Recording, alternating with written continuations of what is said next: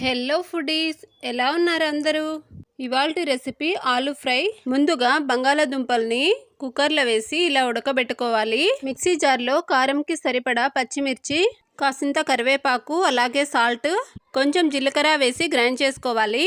ఇప్పుడు స్టవ్ మీద కడాయి పెట్టుకుని పోపు దినుసులు, కరివేపాకు వేసి కాస్త ఫ్రై అయ్యాక పచ్చిమిర్చి పేస్ట్ కూడా వేసి అలాగే కొంచెం పసుపు వేసుకొని ఇంకాసేపు ఫ్రై చేసుకొని ఇప్పుడు అందులోకే టమాటా ముక్కలు, ఆనియన్ ముక్కలు వేసి ఒకసారి బాగా కలిపేసి కాసేపు ఉడికించుకోవాలి.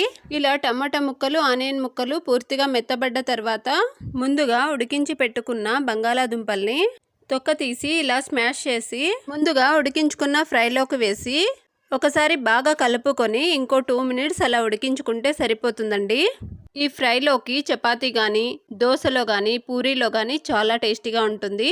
నచ్చితే మాత్రం like and subscribe. Thank you for watching.